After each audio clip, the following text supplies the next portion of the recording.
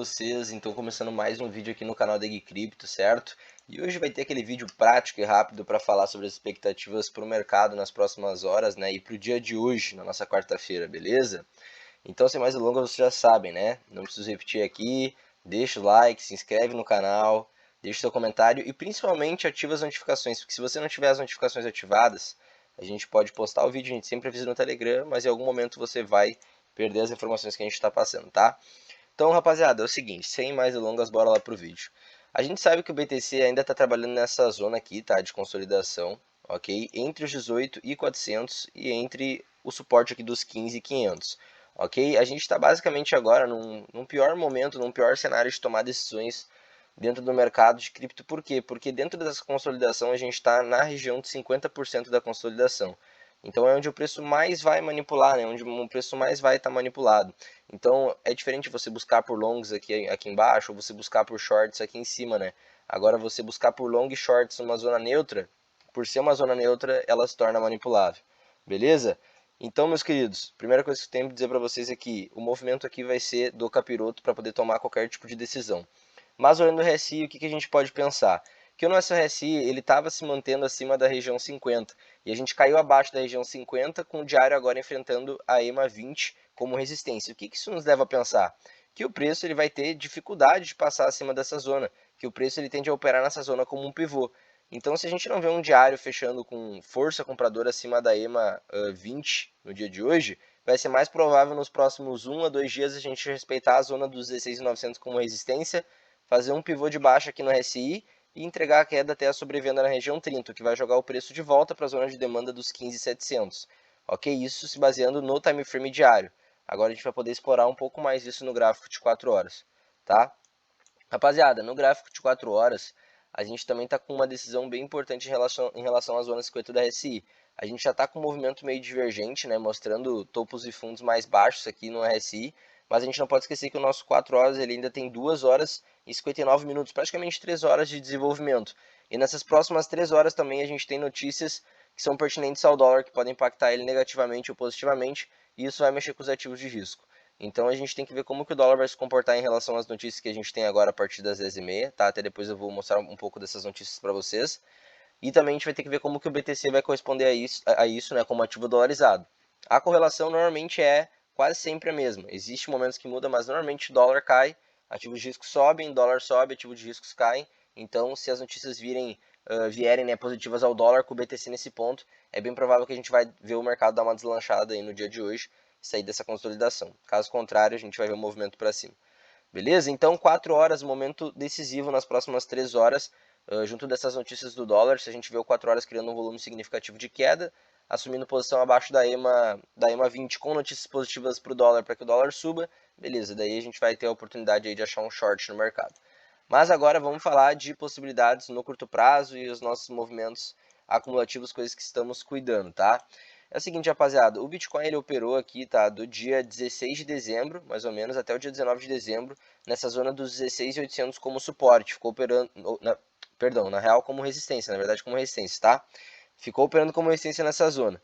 Beleza, operamos como resistência nessa zona, até que a gente achou um ponto aqui, onde o preço entregou uma forte oferta, às 10 horas da manhã no dia 19 de dezembro, a gente entregou uma queda brusca até os 16.300. Desde que a gente veio dos 16.300, a gente assumiu um papel forte de resistência, né?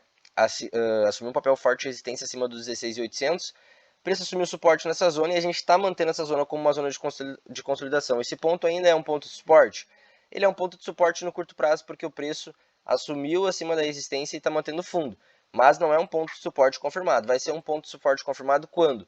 Quando o preço romper acima dos 16.900 e entregar o movimento primário. Daí a gente vai entender que aqui foi de fato um ponto de suporte porque concentrou ordens suficientes a ponto de entregar uma tendência. No momento a gente só está consolidando e está supondo que essa zona é um suporte, porque o preço está mantendo ela como suporte. Mas aí é o seguinte, se vermos no recorde do dia o preço perdeu os 16.800, daí vai ficar bem provável uma queda inicial aqui até os 16.500, né? Agora eu estou falando de curto prazo.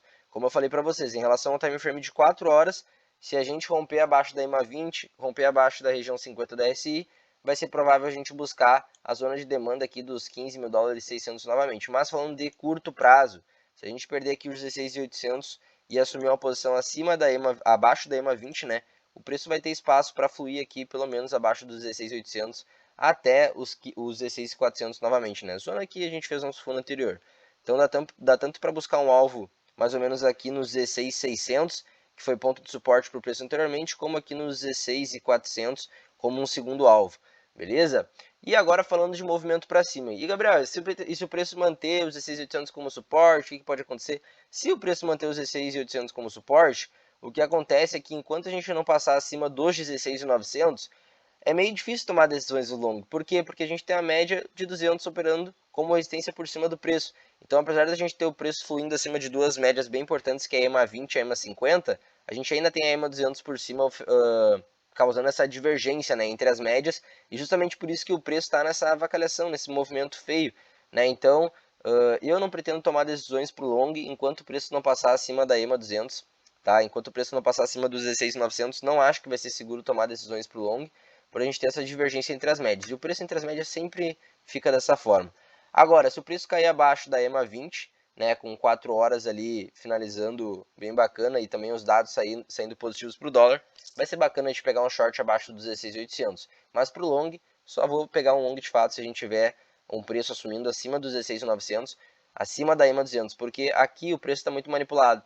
Então você pode ver o preço fluindo aqui, fazendo aquele movimento gostoso de alta bem forte e o preço retraindo depois igual um demônio, ou seja, manipulação. Então se você quer fugir da manipulação, espere o mercado mostrar o que você pode fazer, não aquilo que você quer fazer, beleza?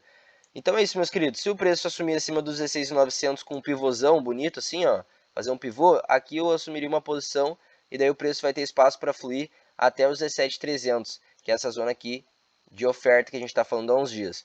Agora, se o preço cair abaixo dos 16.800 rompendo essa simetria, a gente pode buscar um pivô aqui na zona para buscar um alvo nos 16.600 e um segundo alvo lá nos 16.400. Beleza? Então agora é o momento de acompanhar como que o dólar vai ser impactado nas próximas horas, com as notícias que a gente vai ter às 10h30, tá? Até aqui, eu vou mostrar para vocês o panorama. Ó, faltam 25 minutos para a primeira notícia que é importante em relação inerente ao dólar, que é as transações correntes.